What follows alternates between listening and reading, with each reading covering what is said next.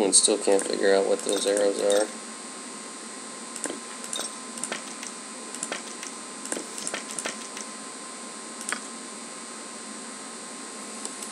So much stuff. Down here knows this is a major with fire resistance, which she already has, so she'll likely sell that. Longbow. Cannot identify it. Alright.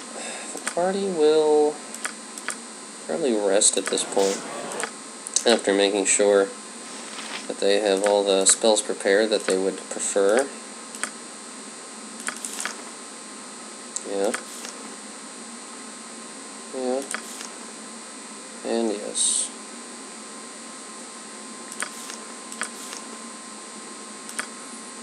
Actually, I think Dinah here is going to replace Skull Trap with the new spell Fireball. That seems much more appropriate for being an invoker focusing on the fire magic.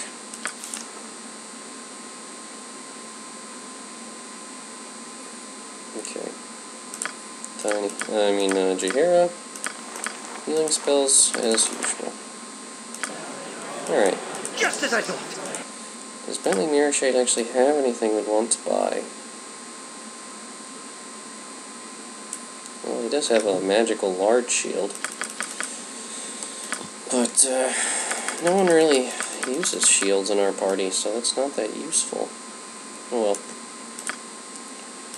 Alright, well, we're probably gonna have some drinks just to relax. Alright, I hear relations haven't been going too good between the two powers in this region. The Grand Duke supposedly accused Amon of all the raiding that's been happening along the roads. Not a good thing to do, accusing the most powerful country in the Western world. Well, that's not a very good idea. Cared having some Evermead. I hear some units of the Flaming Fist have been sent to Baragost. Seems like the Grand Dukes are getting real paranoid about Amon. Lots of people think that Amon might be behind the iron shortage. Could be a prelude to war. That's grim news. Alright. Trying a few more drinks, and then the party will rest with royal accommodations. As darkness falls, your mind drifts back to events past, and to triumphs well-deserved indeed. A fortified camp secluded and guarded from the entire coast, and it is naught but easy pickings before your guile. All manner of bandit and brigand move about here, but you may as well be invisible amongst them. Your recollections are interrupted by a powerful gust of wind, lifting you high above the camp and woods both. Your arc crests in the high morning sun, and for a moment you are as a bird, free from your duties to those below. With unseen hands the earth reasserts her hold on you, and suddenly you feel less like a sparrow and more like a catapult stone. Without impact or fanfare, the ground accepts your passage and does not strike back. In a moment all is black, and for all you know, you have descended to the very core of the world. The rock around you illuminates, and a cavern slowly takes shape. Though you can see no more than a few steps ahead or behind, stumbling forward, you find yourself face to face with yourself. Before you is a likeness in stone exact to the smallest detail. A voice in the darkness accuses you, even as it seems amused. Such pride undeserved, great predator, when your whole being is borrowed. Credit where it is due, and dues where payment is demanded. A dagger of bone flies from the blackness and strikes the statue square. It cracks slightly, but the pain you feel is as though you were rent asunder. You were made as you are, taunts the voice, and you can also be broken. You fall backward into the void, and do not come to rest until morning wakes you.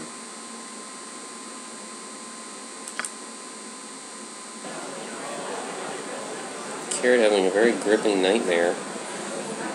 Lina here saying, "Doth evil haunt thy dreams again, Kered?"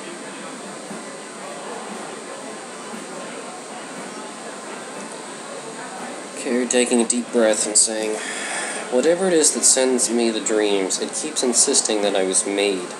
Made. In the dream, I went through the bandit camp victorious, and the voice taunted me, saying that if I do not deserve the credit for this victory, Then I saw a statue, my exact likeness, and it was shattered by that same bone dagger from before. I felt its pain, and I heard someone say, "You were made as you are, and you can also be broken." And here saying, "Thy nightmares may tell thee many lies, but this one thou should trust the least. Thou art who thou art, and thine own man. Thou wert made like every other person, and thou cannot be broken differently than any other."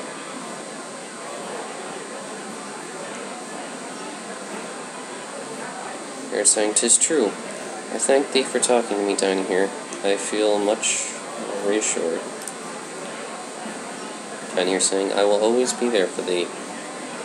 Tiny here looked surprised that she had uttered these words. Kered would smile. She coughs and says, "Dost thou feel new powers within thee?" Kered saying, I think I can cleanse a body from poison now." Someone saying, "Good morning, Kered. Didn't sound like you slept well last night." "Me neither. More dreams, I guess?"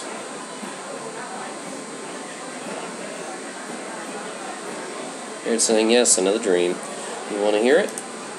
"I do. More daggers and strange voices?" So, yeah, I was in the bandit camp, and he relays the dream to everyone. "That voice scares me, Kered. Sounds like it scared you, too. That's good. I don't trust it. Not at all. Nope, I don't. You keep fighting it, Kered. I'll help you, if I can." "More powers, too, I guess, eh?" "I thought so.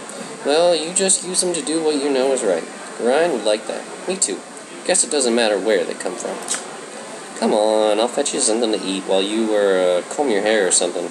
You're a wreck." You're a queer fellow. So Kered having another nightmare and more dreams and more sleep without rest. Vita, more fire. Vita, more fire. Vita, more fire. Vita, more fire.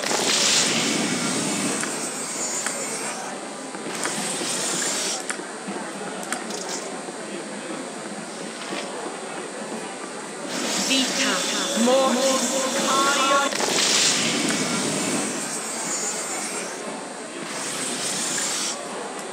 Alright, probably fully healed. And I suppose at this point, we'll check, make sure we have all the items that we would need or want while we're here.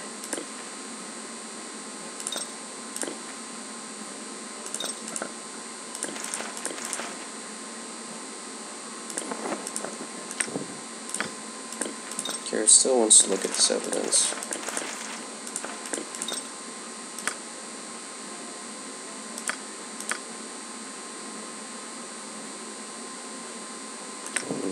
I guess he'll just store some of these letters. I don't know what he's going to do with these letters. Down here, identifying this longbow. Longbow of marksmanship, the Deadshot.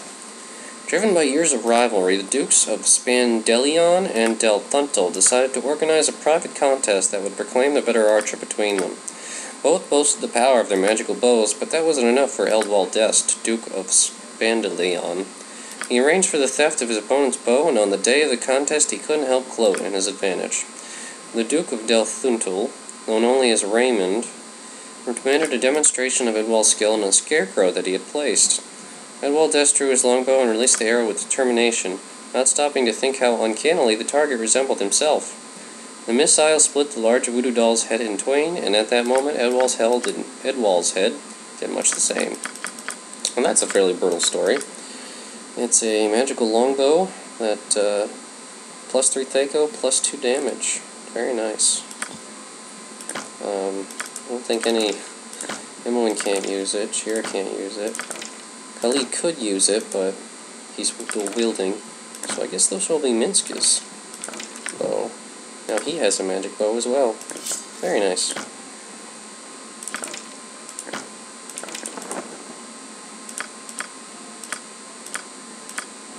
And we also have a whole lot of scrolls. I suppose we could just sell some of them. I'm just seeing if she knows all of these spells, which appears she does. I guess at this point it would make sense just to put them there so that she can use them and get rid of them.